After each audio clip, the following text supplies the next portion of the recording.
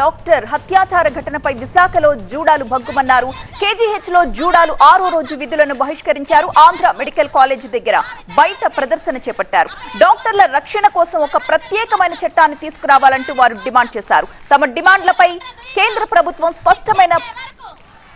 స్పష్టత వచ్చే వరకు ఈ పోరాటం కొనసాగుతూనే ఉంటుందని జూడాలు తేల్చి చెప్పారు. దేశవ్యాప్తంగా ఎక్కడ చూసినా కూడా డాక్టర్లు తమ నిరసనలతో ఆందోళన వ్యక్తం చేస్తున్న సిచ్యువేషన్స్ మనం దేశవ్యాప్తంగా చూస్తున్నాం. ఈ నేపథ్యంలోనే సుప్రీంకోర్టు ఈ కేసును సుమోటోగా స్వీకరించింది.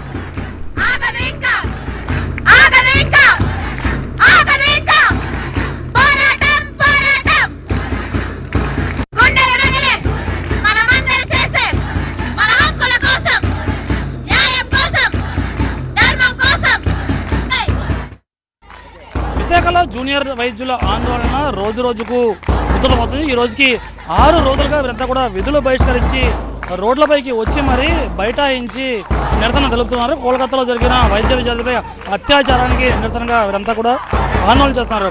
వెంటనే కేంద్రం స్పందించాలి, తమకు ప్రత్యేకమైన రక్షణ చట్టం తీసుకురావాలని వీరంతా డిమాండ్ చేస్తున్నారు. మా పోరాటం మేము చేస్తున్నాం, వెంటనే దీనిపై గుండెలు పగిలే పోరాటం మాది అని వీరందరూ కూడా డిమాండ్ చేసే పరిస్థితి మనం స్పష్టంగా చూస్తున్నాం. న్యాయం కోసం మా పోరాటం అని చెప్తున్నారు. సెంట్రల్ గవర్నమెంట్ నుంచి ఎటువంటి హామీ మీరు కోరుతున్నారు? ఇప్పటివరకు చేసిందని మీరు ఏమంటారు? ఇప్పటి వరకు మీరు చూస్తున్నారు, మేము వారం రోజుల నుంచి మేము స్ట్రైకులు చేస్తున్నాము. స్టార్టింగ్ 3 days ఎలెక్టివ్స్ ఆపాము. తర్వాత ఎమర్జెన్సీస్ ఆపడానికి కారణం కూడా మీ అందరికీ తెలుసు. ఒక 2000కి పైగా దుండగులు వచ్చి అక్కడ మెడికల్ కాలేజీలు ధ్వంసం చేశారు. సో మా డిమాండ్స్ ఏంటంటే అక్కడ అమ్మాయికి జస్టిస్, ఎలాంటి మ్యానిపులేషన్స్ లేకుండా జస్టిస్ జరగాలి అని. అండ్ ఇంకొకటి, ఇలాంటిది మళ్ళీ జరగకూడదు. ఏ ఒక్క హాస్పిటల్లో కూడా ఇలాంటిది జరగకూడదు. కాబట్టి ఒక సెంట్రల్ ప్రొటెక్షన్ యాక్ట్ని మేము కోరుకుంటున్నాం. సెంట్రల్ ప్రొటెక్షన్ యాక్ట్ రావాలి. వచ్చేదాకా మా పోరాటం కొనసాగుతూనే ఉంటుంది. అండ్ ఇంకొకటి, సేఫ్ ఎన్విరాన్మెంట్. మేము మా వృత్తి ధర్మం కొద్దీ హాస్పిటల్కి వచ్చి సేవలు చేస్తూ ఉంటాం. మాకు సేఫ్టీ ఉంటేనే కదా మేము హాస్పిటల్కి వచ్చి మేము పని చేయగలము. Wheel fight till the justice is served అండి. August 9th ఆ ఇన్సిడెంట్ అయింది. ఒక డ్యూటీలో ఉన్న డాక్టర్ని చాలా రేప్ చేసి చంపేశారు.